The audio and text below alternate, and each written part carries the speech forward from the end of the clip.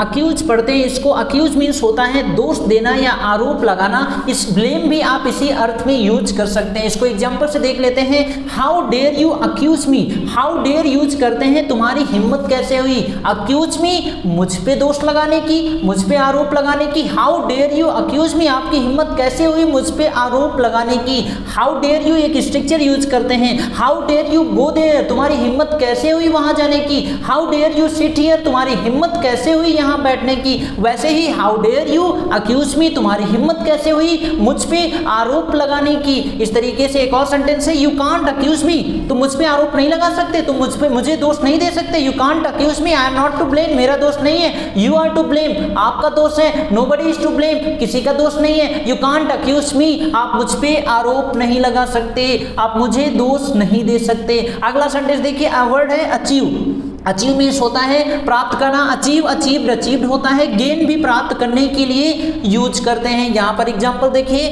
We can't achieve anything, we can't achieve हम कुछ प्राप्त नहीं कर सकते, एनीथिंग कुछ। वी कांट अचीव हम प्राप्त नहीं कर सकते, एनीथिंग कुछ भी। विदाउट हार्ड वर्क, बिना मेहनत के, we can't achieve anything without hard work, बिना कठिन मेहनत के हम कुछ भी प्राप्त नहीं कर सकते। If you want to achieve something in your life, you must work hard, तुम्हें मेहनत करनी पड़ेगी।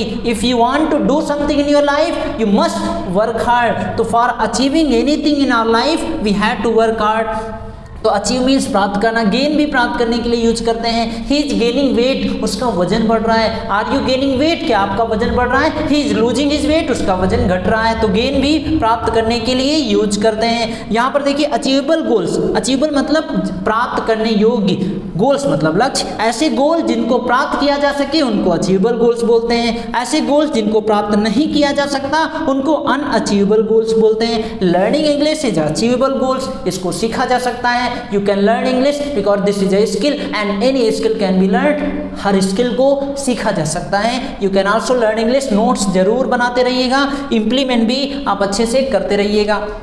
अगला वर्ड देखिए एक्चुअली। एक्चुअली मीन्स होता है वास्तव में या दरअसल के लिए हम एक्चुअली का इस्तेमाल करते हैं। इनफैक्ट भी आप यूज कर सकते हैं। एक्चुअली, दरअसल, I don't want to meet him, दरअसल मैं उससे मिलना नहीं चाहता। Actually I don't want to go there, मैं वैसे वास्तव में वहां जाना नहीं चाहता, दरअसल मैं वहां जाना नहीं चाहता। Actually I don't want to go there, actually I don't want to meet him, दरअसल मैं उससे मिलना नहीं चाहता। Actually he does not want to come, दरअसल वो वहां यहाँ आना नहीं चाहता।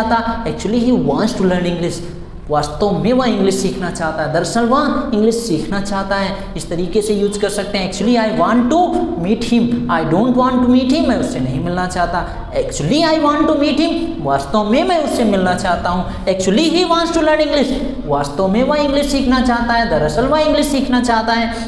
अगला वर्ड है एडिक्टेड। एडिक्टेड मीन्स होता है आदी होना, किसी भी चीज का आदी होना के लिए एडिक्टेड यूज करते हैं। तो ही is highly addicted, he is highly मतलब बुरी तरीके से, एडिक्टेड आदी हो गया। एडिक्टेड आदी हो गया किस चीज का, टू एल्कोहल, शराब का। वह he is addicted, he is highly addicted to alcohol, वह बुरी तरीके से शराब का आदी हो गया है। वी शुड नॉट ड्रिंक, हमें नहीं पीना चाहिए। We should not be addicted to anything, I don't want to be addicted to anything, मैं किसी भी चीज का आदी नहीं होना चाहता। You should not be addicted to anything, तुम्हें किसी भी चीज का आदी नहीं होना चाहिए। तो इस तरीके से एडिक्टेड आदी होना, एक्चुअली वास्तव में या दरअसल, अक्यूज दोष देना या ब्लेम, अचीव प्राप्त करना। इस तरीके से ये सारे वर्ड्स अपनी कॉपी पे अच्छे से लिख लीजिए। इंग्लिश बोलने की लगातार आप प्रैक्टिस करते रहिए।